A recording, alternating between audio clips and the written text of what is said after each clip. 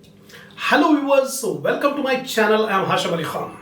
Last video I have explained you about financial institutions and what are the functions of financial institutions and types of financial institutions. Now in this video I am going to explain you about a very important topic, not only from theoretical point of view but also from problems. So watch this video with full concentration. I'm going to explain you the meaning of the term dividend, what is dividend policy, what are the different dividend policies, what are the dividend theories, relevance theory, irrelevance theory, all these things I'm going to explain you, and this topic is very important from examination point of view. So before starting the explanation of the term dividend, take a screenshot of the points which I have written on the board, then I'll explain all the points in detail.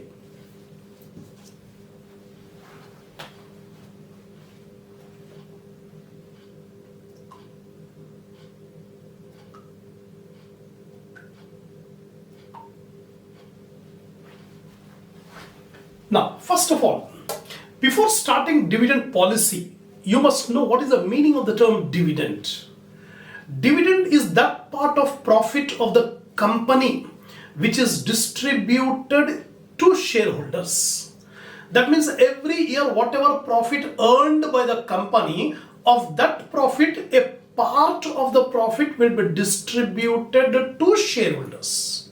That part of profit is called a dividend. No company will declare all the profit in the form of dividend. Some profit will be retained in the business in the form of reserves, and some part will be distributed among the shareholders. That is called dividend. So first of all, I have explained dividend is that part of profit of a company that is distributed to shareholders. Secondly, what do you mean by dividend policy? Dividend policy means the decision taken regarding how much profit should be distributed. So the dividend policy will not be fixed, will not be constant. It may change because according to Companies Act, the discretionary power is in the hands of the board of directors regarding how much a dividend to be paid. That means the dividend depends on the profitability of the business. If the company earns more profit, the company will declare more dividend. If the company does not have any profit, no question of paying the dividend. So decision has to be taken regarding how much profit to be distributed in the form of dividend. That is called dividend policy. So it means decision regarding how much dividend should be paid and how much profit to be retained in the business. See here, retention and dividend are inversely related. When the company pays more dividend, it will have less retained earnings. If the company pays less dividend, it will have more retained earnings. So the decision to be taken how much profit should be distributed, that is called dividend policy. Now, dividend is a regular return that shareholders expect on their investment in the company apart from capital appreciation. See here, when a person invests in shares, he will get two returns. One return is the regular return that is called dividend, and the second return is capital appreciation. That means the value of the security will increase, will change in the market. For example, I have purchased shares for rupees 10,000 in a company. Every year I am getting a dividend on that investment of 10,000 rupees of shares. I kept the shares for a period of 10 years. So over a period of 10 years, the value of the share has also increased by 10 times in the market. The value of share has increased 10 times. Now if I sell away the shares, I will get 1 lakh rupees. I have purchased 10,000. I have purchased the shares for 10,000. Now when I am selling the shares after 10 years, I am going to get 1 lakh rupees. That is called capital appreciation. So two returns the shareholders are getting. One in the form of dividend and secondly in the form of capital appreciation. Now, although dividends are normally a part of company's strategy, a company is under no obligation to distribute dividend. Normally, every year a company will pay the dividend, and dividend payment strategy is very important for every business. The decision is strategic decision, but according to the law, according to company law, the Companies Act says it is not obligatory on the part of the company to pay the dividend. The powers to declare the dividend is in the hands of the board of directors. If the board of directors thinks, then they will declare the dividend. Otherwise, they will not declare. But the board of directors cannot indiscriminately use this power, because if the company is having the profit but the board of directors does not want to declare the dividend, it will have a negative impact in the minds of the investors. They will sell away the shares, then the market value of the company will come down. So indirectly it is obligatory on the part of the management to declare the dividend, but directly there is no obligation on the part of the management to pay the dividend. A company's dividend policy is the reflection of its financial performance. If the company is paying a good dividend, it shows that the company is performing good financially. The financial performance is reflected in dividend policy. So these are the points regarding what is dividend and what is dividend policy. Now I am going to explain you about dividend policies. There are different dividend policies: stable dividend policy, regular dividend policy, irregular dividend policy, and no dividend policy. First of all, stable dividend policy. In case of stable dividend policy, the same amount of dividend will be paid every year to the shareholders. It's only theoretical. Practically, very few companies will pay stable dividend, because dividend depends on the profitability. The profitability is not stable. Sometimes profit will be more, sometimes profit will be less. So the company cannot adopt this stable dividend policy. Second, regular dividend policy. That means if the rate of dividend is fixed, then we can say that the dividend policy is a regular dividend policy. The same rate of dividend is applied 1 year to another year. Again, very few companies will follow this policy also, regular dividend. Irregular dividend policy, where the dividend policy will change every year depending on the circumstances, depending on the profitability, depending on the requirement of funds, and a number of other factors will be considered in declaring the dividend. So normally, practically, this policy will be adopted. Irregular dividend policy, meaning the dividend policy will not remain constant, it will change every year. Next one is no dividend policy. In this policy, no dividend will be paid. The whole profit will be retained in the business every year to grow the business. In this case, then what is the advantage to the investors? The capital appreciation will be more. That means the value of the shares will increase. So whatever they are not getting in the form of dividend, they are going to get in the form of capital appreciation in case of no dividend policies. So these are the dividend policies. Now, dividend models. Some of the authors have propounded some theories or some models of dividend policy. How much dividend should be paid on the different policy. So first of all, dividend policies, dividend decisions can be divided into two categories. First one, relevance of dividend. Second one is irrelevance of dividend. Relevance of dividend means there is a direct relationship between the dividend policy and the market price of share. If a company follows a good dividend policy, the market price of share will increase. If the company does not follow a good dividend policy, the market price will fall down. That means there is a relationship between dividend policy and the market price. That is relevance of dividend. And there are two proponents of this relevance of dividend. Supporters of this theory. The two supporters are Walter's model and Gordon's model. So these two authors have supported the theory of relevance. They says there is direct relationship between dividend policy and the value of the firm, market price of the share. Second policy is irrelevance of dividend. Irrelevance means no relationship between dividend policy and market price of share. Whatever the dividend policy the company follows, the market price of share will remain same. No relationship at all. That is called irrelevance of dividend. And the person who supported this theory is MM stands for Modigliani and Miller.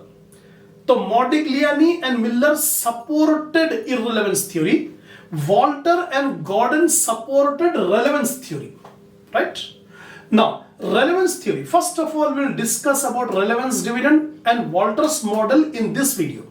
In the next video, I'll explain you about Gordon's model and MM model. So presently we focus on Walter's model. And Walter's model is a relevance theory. So what is the relevance theory of dividend? Walter and Gordon suggested that shareholders prefer current dividend and hence a positive relationship exists between dividend and the market value. So these two persons, Walter and Gordon, suggested that current dividend is preferable to the shareholders. Preferable to the shareholders. That means shareholders prefer the current dividend. Prefer the current dividend. That means if the company pays the dividend, then the market value of share will increase. If the company does not pay the dividend, the market price will fall down. That is the theory of relevance. And the supporters are Walter and Gordon. Now I am discussing about Walter's model. Listen carefully. Professor James E. Walter says that the choice of dividend payout ratio almost always affects the value of the firm. So what Walter says?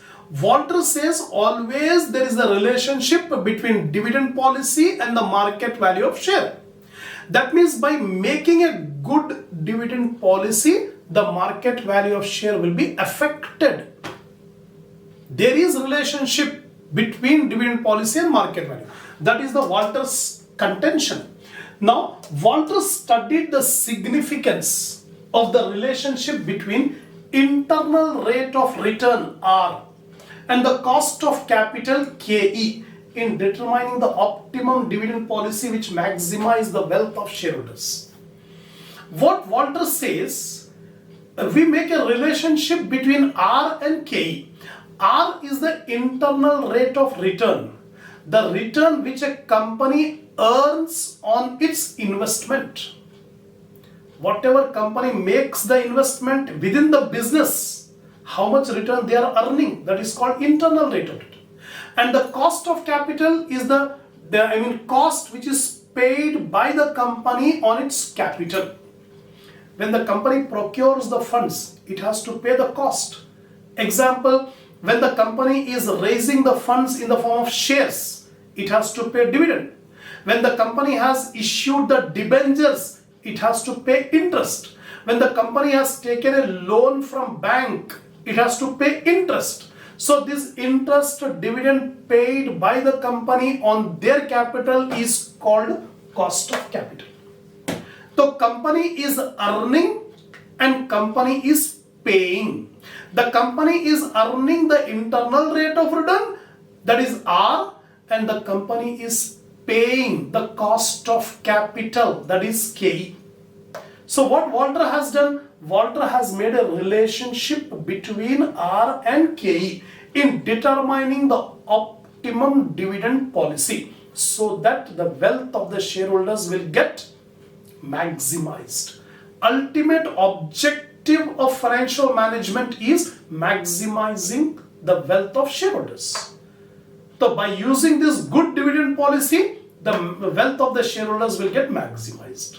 How to make the optimum dividend policy? by comparing, by making a relationship between internal rate of return and the cost of capital. Now, assumptions. First of all, this Walter's theory, whatever theory Walter has given, that theory is based on some assumptions.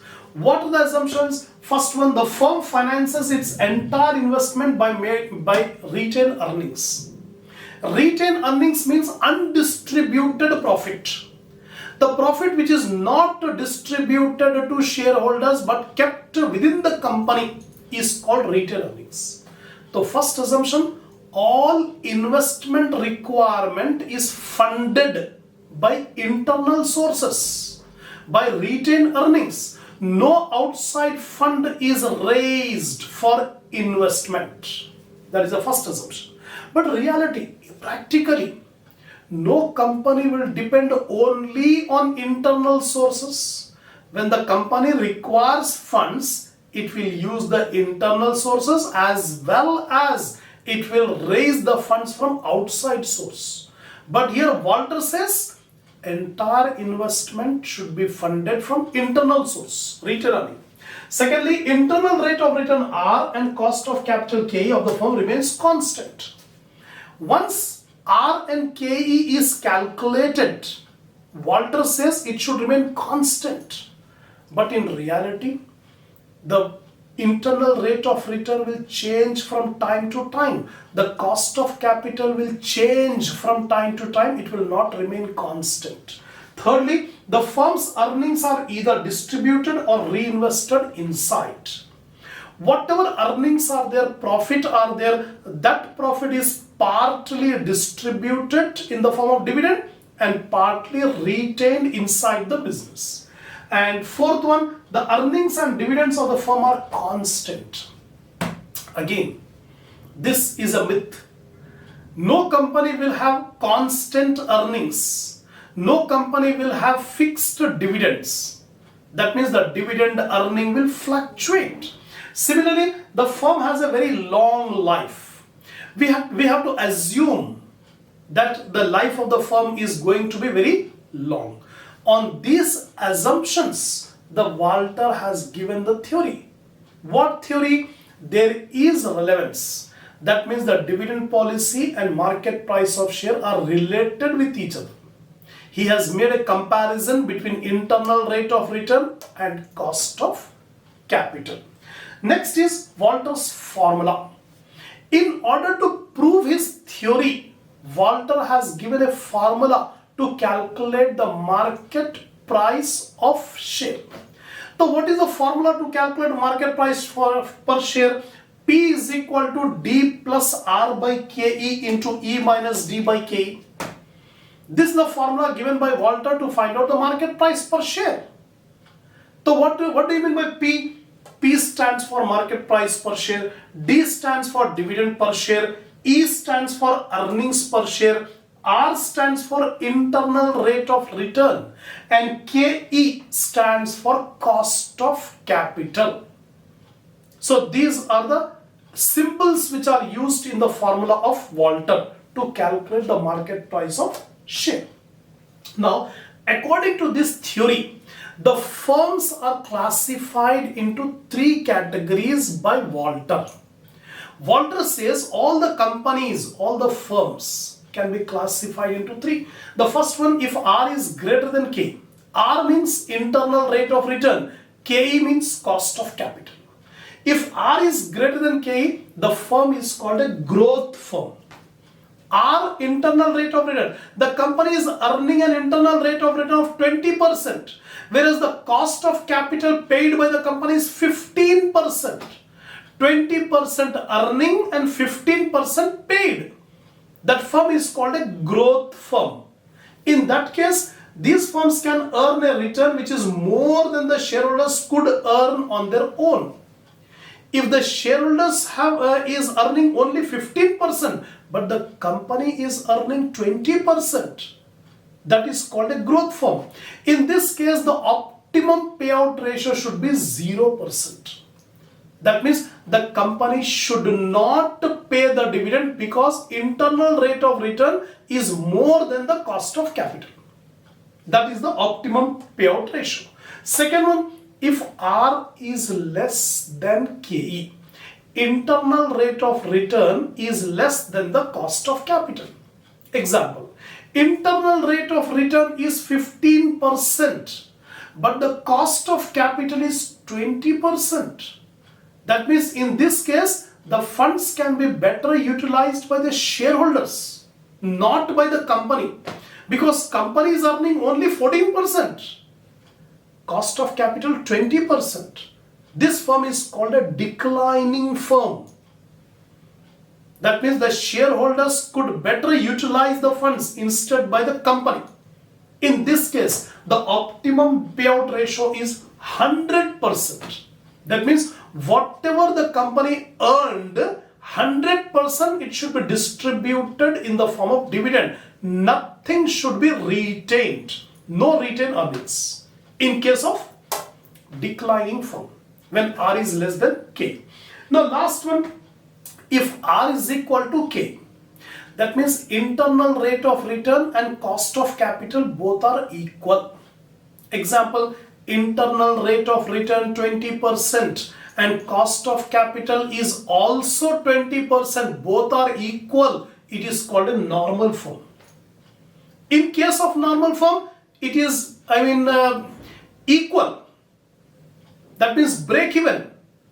Neither the company nor the shareholder are in a better position. Both are equal. In that case, there is no optimum dividend payout ratio. That means whatever dividend policy the company follows, the market price of share remains constant. So no optimum dividend policy ratio in case of normal firm. That's all.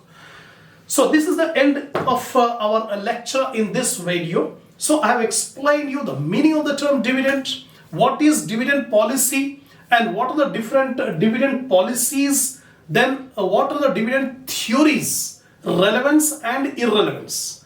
So under relevance theory, again we have two, Walter and Gordon, but I have completed only Walter. In the next video, I'll continue our discussion on Gordon's model and also on model, that is irrelevance theory. Inshallah, we'll continue in the next video.